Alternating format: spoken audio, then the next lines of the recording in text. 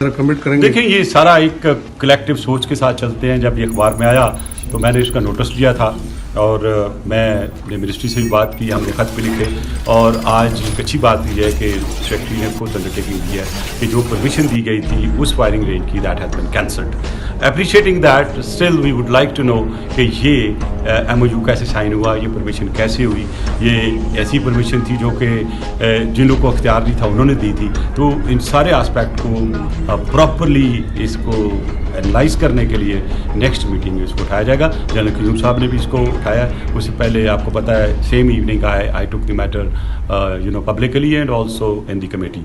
तो हम बसीयत chairman of standing committee interior, अगर कोई चीज़ हमारे नोटिस में आती है जो कानून से बालातर है या वो आवाम के मफाद में नहीं है, हम उसको लेते भी हैं, उसको प्रॉपरली इन्वेस्टिगेट भी करते हैं। दूसरा दो अहम चीज़ें आपने की। एक तो नादरा के अंदर वो गैर मुल्कियों के लिए कंप्लेंट सेल बनाने का हुक्म दिया। जी, गैर मुल्कियों के लिए नहीं बल्कि पाकिस्तानियों के लिए जो हमारे ओवरसीज पाकिस्तानी हैं बाहर, उनके लिए मैंने कहा हर एम्बेसी में एक कंप्लेंट सेल होना चाहिए और उसका कनेक्शन इंटीरियर मिनिस्ट्री में होना चाहिए, नादरा में होना चाहिए। और सिर्फ नादरा और पासपोर्ट्स के सिलसिले में नहीं बल्कि जो ओवरसीज पाकिस्तानी हैं जिनकी कंप्लेंट्स उनकी ज़मीनों के, उनके मसाइल फैमिली के यहाँ पाकिस्तान में होते हैं, उनको कर सके। और साथ मैंने ये भी किया है कि उनके लिए लीगल एड का भी बंदोबस्त किया जाए ताकि जो ओवरसीज पाकिस्तानीज हैं वो अपने आप को लावारिस ना समझें। बताइएगा कि क्या देखिए, उसमें मैंने कुछ तफसील बता भी दी है कि ये इंडिविजुअल एक्ट है बाय द क्रिमिनल्स और इसमें हमारे पाकिस्तान के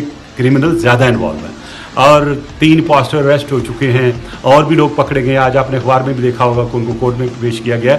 तो ये जो सब कुछ हुआ ये चाइना की जो एम्बेसी पाकिस्तान में उनके कंप्लेंट पे हुआ कि उनके पास आया कि ये चीज़ हो रही है कि पाकिस्तानी बच्चियों को ले जाके ये ज़बरदस्त शादी करते हैं। इसलिए हमने नादरा को मना कर दिया कि आइंदा नया वो कोई भी शनाख्ती कार्ड नहीं इशू करेंगे जब तक प्रॉपर क्लियरेंस नहीं होगी। इसके लिए चाइनीज़ एम्बेसी ने भी वीज़े बंद कर दिए हैं। तो मेरा जो हमने एक्शन मैंने लिया तो उसका अच्छे रिजल्ट आ गए हैं। और दूसरा ये है कि हमें ये भी नहीं भूलना चाहिए कि CPEC को सैबोटाज करने के लिए आपको देखें गवादार से हमले से लेकर बहुत सी चीज़ें हो रही हैं। तो हमने हर चीज़ को तरीके से देखना है, कोई हाइप नहीं क्रिएट करनी है। अगर किसी का कसूर है तो उसकी सज़ा होगी। और जो लोग इसमें इन्वॉल्व थे FIA has done a very good job. उन्होंने बहुत सारों को अरेस्ट कर लिया और इसकी ब्रीफिंग उन्होंने रिक्वेस्ट किया कि इन कैमरा देंगे।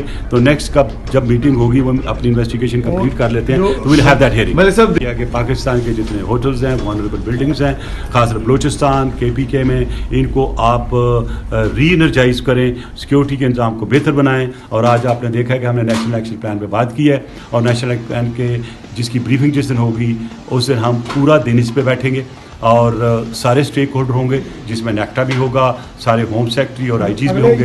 हाँ जी, ये अभी हम डेट फिक्स कर रहे हैं जी। मेरा अगले इजलास होगा 8-10 दिन के अंदर हो जाएगा ये, ताकि हम सारी जितने भी स्टेक होल्डर्स हैं उनको इन्फॉर्म कर सकें। एक एजेंडा जो बना रहे हैं उसको भी हम तफसील से ले सकेंगे। पिछले जितने भी नेशनल एक्शन प्लान है उनको भी लेके आएंगे। तो बेसिकली देखें, ये कलेक्टिव सोच के साथ जाना है।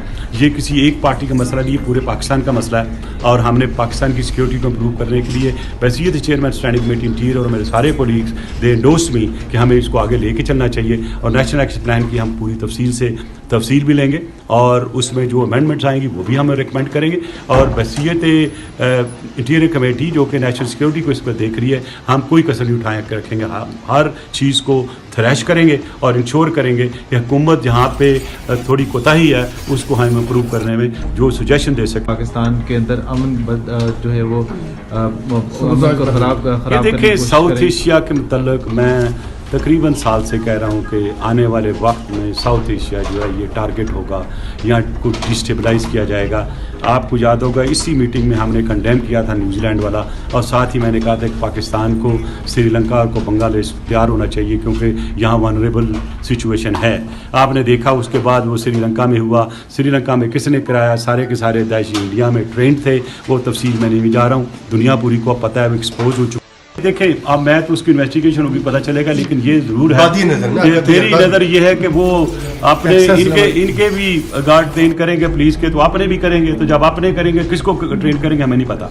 तो लिहाजा आज परमिशन कैंसिल हो गई है। आई थिंक जो जो स्पेक्टेड था वो खत्म हो गया। अब किसने किया, कैसे किया, क्यों किया, कौन पीछे था, क्या मोटिव्स थे, उसकी इन्वेस्टिगेशन ऑर्डर कर दी, उसकी इन्वेस्टिगेशन का हम इंतजार कर। देखें अब मैं तो उसकी इन्वेस्टिगेशन होगी पता चलेगा, लेकिन ये जरूर है, मेरी नज़र ये है कि वो अपने इनके भी गार्ड ट्रेन करेंगे पुलिस के, तो अपने भी करेंगे, तो जब अपने करेंगे किसको ट्रेन करेंगे हमें नहीं पता।